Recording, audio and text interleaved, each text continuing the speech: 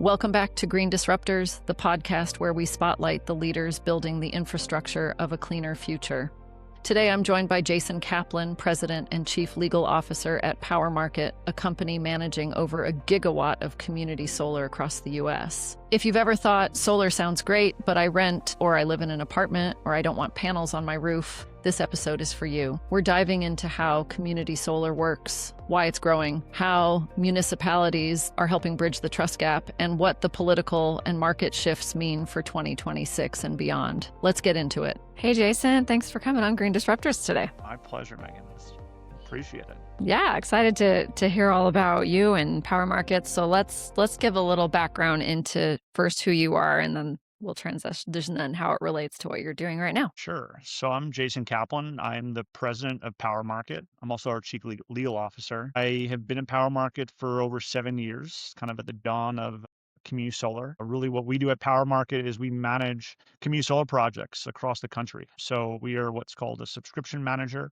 These are, as community solar assets are off-site solar, for which, those that can't install or otherwise purchase or buy solar panels for their roof can actually enroll their utility account in these offsite solar projects and get the financial benefits from clean energy. So it's a tremendous win-win value proposition, kind of serve as our role. Really, we work with the residential and commercial subscribers to these community solar projects, as well as the developer and the utilities. So we kind of sit in that intersection of all the real key stakeholders to make sure these community solar programs and projects realize their full potential. Yeah, that makes sense. So who's like an ideal fit for something like this? So really, that's part of the beauty of community solar, is that it's really available for anybody who lives within a state that allows for community solar. And so if you're a renter, if you are a student, if you live in multifamily housing, you are eligible to participate in community solar. Usually when I say community solar, people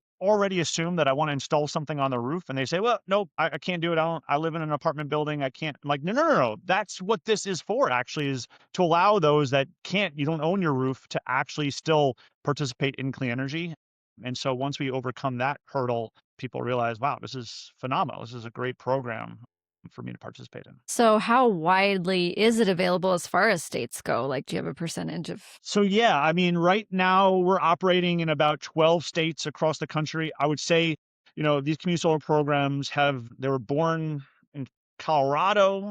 They've kind of migrated more east, where on the East Coast, many of the states out here, New York, Maine, Massachusetts, New Jersey, Maryland, have fairly robust community solar programs. You can appreciate that, the proliferation of these programs kind of are political in some respects, because obviously they're enabled by the state legislature fundamentally. So if your state legislature realize, hey, there's value in allowing for this type of shared solar type program, that's kind of what has allowed it. But we're managing projects in New Mexico and Illinois, California. And so it really is national in scope, but there isn't a community solar program in Nebraska or Texas. And so you see these programs, frankly, working well in deregulated states where energy supply and assets can be owned by third parties, whereas in states that are regulated and the utility kind of has that monopoly, we haven't seen much proliferation of community solar there. Okay. So since it can be so widely available, and to me, it sounds like there's just a lot of individual people that would benefit, what's the strategy? Like, is it like mass market awareness, or is there a way that you go after these people? Yeah, that's sort of the irony, right? This community solar program is guaranteed savings on your energy bill. And that should be an easy sell, right? That should be a magnet that draws everyone to you. And yet still it is a product that we have to sell and people aren't buying. And one reason, obviously, and it's understandable, just skepticism, right? Energy services, energy products, people feel like something just sounds too good to be true, right? Why? I don't get it. I can benefit from solar energy. I don't have to install anything. I don't have to invest in anything. I don't have to really change anything, but somehow I'm going to gain savings. What is the catch? That is and that's why people will stop. And so that's why for us, we've frankly worked very closely with municipalities across the country Because, when you have your mayor or an elected official or town supervisor proclaim that, hey, we at the town have actually enrolled our utility accounts and we want you to benefit too, that can kind of remove some of that skepticism. And people say, well, listen, if my elected official is telling me to do something and I could theoretically not vote for them next time if they're not, you know what? They must be telling me the truth. So therefore, I will join this program. And so, working with strategic partners like municipalities, like nonprofits, like Salvation Army, and other kind of community-based organizations, for us, that's how we kind of overcome that Bridge sort the of trust gap. exactly. And Mhm. because if they're going to champion, and we can, obviously our team, works closely with those organizations, and they appreciate the value prop. We let them then be the champions for their community, and we've seen really meaningful impact through that approach. Yeah, I mean, that totally makes sense. Like if we got something in the mail or a representative coming to the door from our utility, we're going to listen usually. Yeah, exactly. So, where I guess how is this? What's the business model for you in terms of growth and what success looks like? Yeah, I mean, for us, we started pretty much we bootstrapped this company. My CEO, Eric Danke, he was a team of one, Wow. nearly 10 years ago.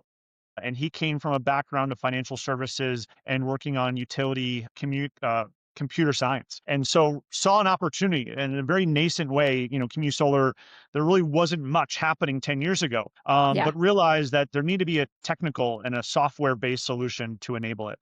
And so really from that day of 10 years ago, we've now grown of 40 employees. We manage over a gigawatt of community solar across the country. Community solar is still scaling. As I said, if there's only Hmm. 15 or so states that have enabled it, there's Potential's 35 huge. plus more that can enable it, right? So there's growth there, but I think also we've always seen community solar as almost this gateway to Mm, enabling others to be conscious of their energy bill spend. I think statistically, people think about their electricity, although maybe now more than they were before, but for very little time and only during when they're paying their bill. But now we're yeah. seeing electricity rates going up. And I think people inherently feel somewhat helpless to like Mm, the impact of electricity prices going up. And that's where we say, hey, a product like community solar can be something that really mitigates that increased rate, gives you savings, but also, as I was saying, as a gateway to other energy services that those customers can benefit from. Many utilities have demand response programs. That's when hmm. during the summer peak days, people can opt to, reduce their AC use or electric use to potentially get benefits to help the grid. So there are programs that we think that we can help our existing community solar subscribers participate in because they're already enjoying the benefits of energy savings. That how can we introduce them and educate them on other ways for which they can also save but also have a positive impact on the environment. So we see the scale not just being in community solar but of other kind of positive energy services that we think will continue to proliferate as, again, energy costs go up, politics and policies change, and we can help educate both people who we know are already kind of keyed in on these issues but also grow that footprint for a broader audience as well. So, from your perspective, is this meaning like if there's some program that they can opt into, are you a software support on that side? Exactly. So yeah, I mean, our backbone is this software platform that was it's proprietary, built by our CEO Eric, and our team uses it. Our clients use it every single day. It provides a great resource for them to just see the performance, financial performances of their assets, but also our subscribers. So every single one of our subscribers, every low income household to large commercial entity, has their own dashboard where they can actually Mm, log in and see how much they've saved this past month or how much they've saved over the course of their participation. And it's just a really great engagement tool so that people really totally. feel connected to their solar project, even though it's not because it's inherently abstract, right? Nothing's being installed Yeah. there. So you can't look at your house and see anything. But by nature of having this portal and this dashboard, people can really feel connected to their participation in this community solar project. Yeah. So let's maybe think more on the terms of like how does it go when you're trying to partner up with a new municipality? Like how difficult or easy is that? It varies widely, right?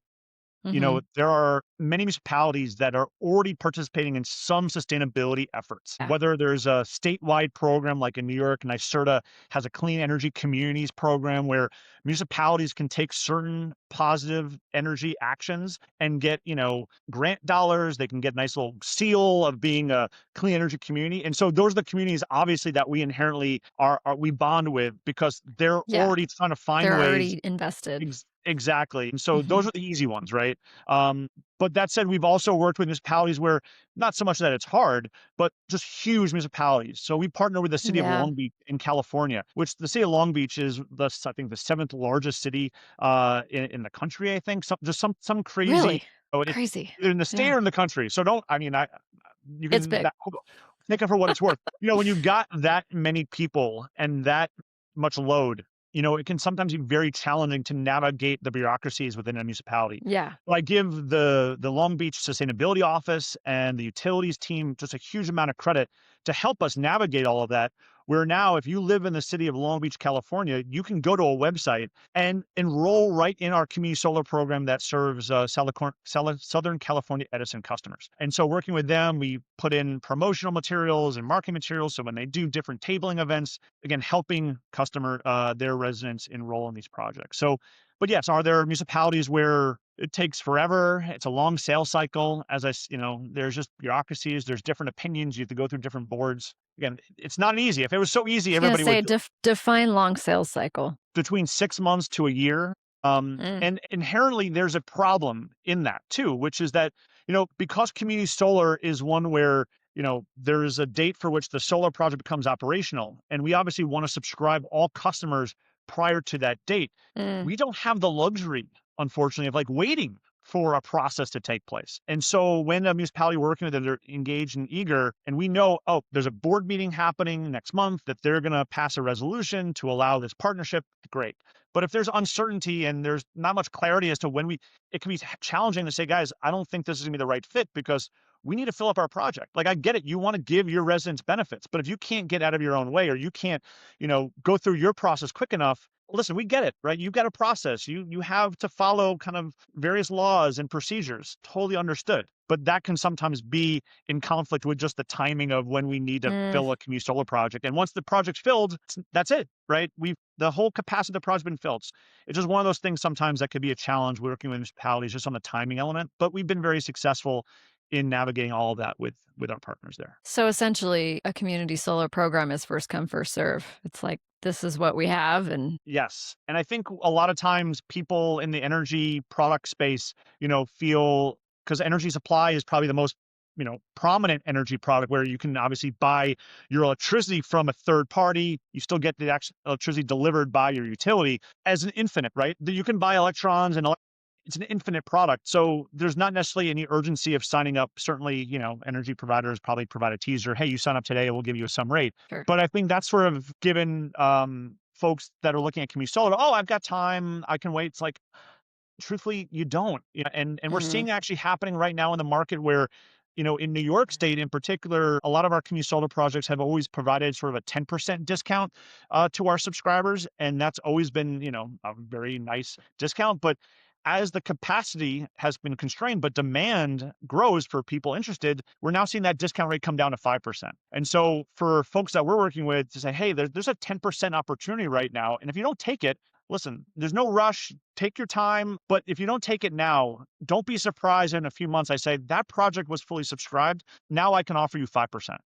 And that Mm. is just, again, and the beauty of It's community the solar really reality of it. is that's the reality of it. But also, there's no risk to the subscribers in this program. And that's where, again, I know when I say no risk, everyone, again, red, flags go up and like, wait, what do you mean there's no risk? But really, all of the subscription agreements we have with residential customers, there's no fee to join. There's no cost. There's no penalty to terminate. So even if you did join something today and you realize, you know what, I don't want this or I'm moving, you can terminate. There's no risk. There's no liability. So we encourage people to sign up. Not, they are educated. They understand the value proposition, but appreciating the flexibility that this program allows for them going forward. And frankly, when people say, hey, like I'm thinking about installing solar on my roof, I'm like, amazing. We want you to install solar on your roof because that will unequivocally give you the most savings you could possibly get. But there's risks obviously there. There's no Yeah. risk in community solar. So yes, is the savings only 10%? Yes. But low risk, low reward, high risk, high reward. But once you feel like, hey, I really love this community solar element, but you know what? I want to get some more savings. Go for it. We easily remove you from our project. You get the benefits Mm. now of your rooftop solar, and everybody wins. I mean, ideally, you could get your community solar program going while you're searching for the best installer for Exactly. your actual solar And we system. have, I Yeah. mean, we have that happen constantly where, someone's like, yeah, I'm interested. Let me join this thing first. As I work through that process, as I get permits or I get financing for solar on my roof. Right. And trust me, once that solar goes on your roof, usually the utility tells us, hey, Jason, Megan just, installed solar, so she's no longer eligible for your community solar project. Okay. Perfect.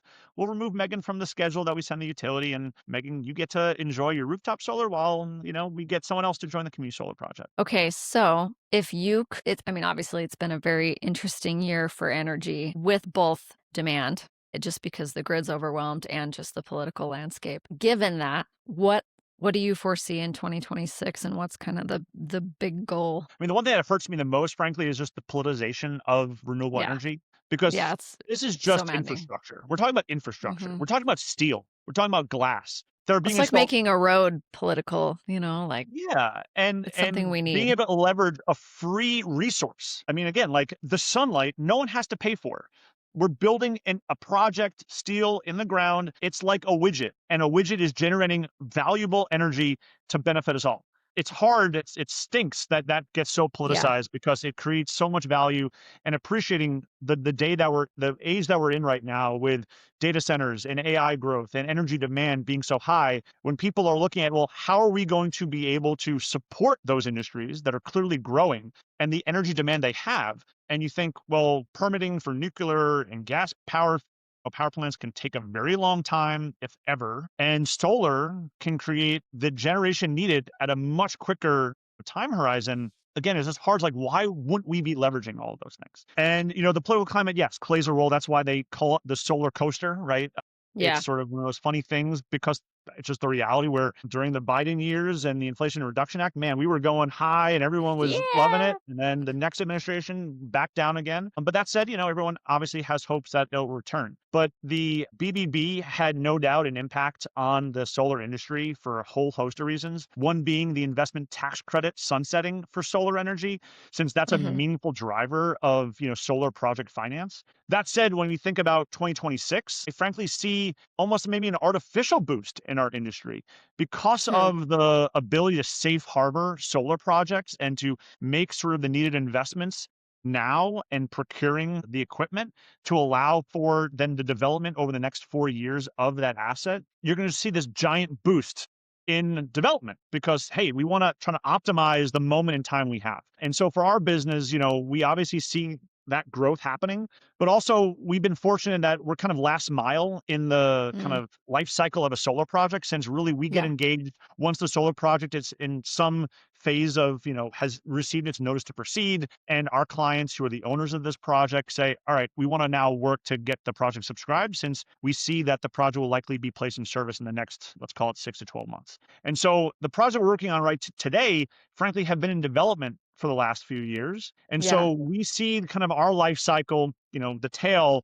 going long beyond 2026. And I think partly the hope is that once we get to sort of the effects that we're feeling now on the development side, that there'll be a new administration, there'll be changes in policies and where people truly realize the benefit that community solar as a whole can bring and solar generally can bring, and then it will levelize and we can still go back up the curve that we hope to see. But it's one of those days where I think everyone in the industry, I don't know if we expected the severity of it per se, but Yeah. always knew that, we are an industry based on policy winds of change. And I think as a whole, we appreciate that. And we just find ways to keep on going because we know how important it is. Yeah. It is interesting because you do have to, like, be on the ride. You can't, like, exit it. But you do have to be really strategic in when's the right time to push something forward or maybe scale back a little bit, and it's That's definitely challenging. I mean, just like every industry that's scaling and grow, I mean, that you Sure. have to be right. You have to be prepared for those moments of contraction, right? You have Mm. to have a nest egg. You have to, and some businesses or some stakeholders within our industry don't have that luxury because They need to develop assets. They need to outlay capital. They don't have the, the ability just to hold cash, because the whole point of having cash is to deploy it to make a return on investment. Right. And so it creates that somewhat dynamic. Again, fortunately for us, we've been able to stabilize, and our business has always been cash flow positive, and we're able to, That's in awesome. these different winds of change where we've been fortunate, we've never really taken outside investment. We don't have people telling us what to do or how much they need. Nobody breathing down your neck. Yeah. No, I don't have any sort of large corporate overlords telling me how I need to do our business. It's been just a tremendous value add for us as a business, being stable in this very volatile industry. Yeah. Well, I mean, like, slow clap there. That's not a story I Yeah. hear every day. Well, listen, there's Well, always been, this sort of the idea of raising capital and having a big splash. And listen, I get it, right? I was in a former business that had raised millions of dollars from some of the largest global, energy companies. But once you take in money, you understand that, well, there's an expectation that you're using it, pressure's you're on. scaling it, and they want a return on it. And that pressure grows. And if the market doesn't bear what people want to see, it can be very fraught. And that's, again, where it's easy when the market's great and everything's booming. It's obviously tougher when that's not the case. And so, again, we've been just privileged to have grown our business organically in that way, where during these times that we're in right now, that we can still be stable, serve our clients well, and be there for when the good times roll, and grow alongside as the industry does. Yeah. Well, I think that was a great closing statement. I think maybe we should just wrap it up there before That's good. I dig myself into a question hole. So thanks for teaching us about community solar. I mean, it's like I hear about it a lot, but I think people really don't know how easy and simple and what a great benefit it is. So I wish there was check a it out. YouTube. I would sign you up in a I second. know. Well, I mean, I don't need it. I've got my Okay, own panels. nice. Well, right. But I That's would great. be preaching to my neighbors for sure. Yeah, So well, tell us like the website or how people can get in contact with you. PowerMarket.io, PowerMarket.io. That's kind of our global landing page. Go to the marketplace. You can see the community solar projects that are currently being enrolled across the country, and you can search by your zip code and state. So if you think you might live in a state that's eligible and you don't have solar and you want to get savings, we'd love to have you. Beautiful. All right. Thanks so much, Jason. Thanks, Megan. I appreciate it. Yeah. If you enjoyed this conversation, make sure to share it with someone who still thinks solar means drilling into their roof. Community solar is one of those hidden infrastructure solutions that makes clean energy more accessible, and sometimes the most powerful innovations are the ones working quietly behind the scenes. To learn more or see if you're eligible, visit PowerMarket.io and check your zip code. And as always, if you're building, scaling, or innovating in climate and energy, I'd love to connect. The skella dyndas as trians Megan Cursor being Kjar. Ben Trier, and you're listening to Green Disruptors, Scaling the Future. See you next week.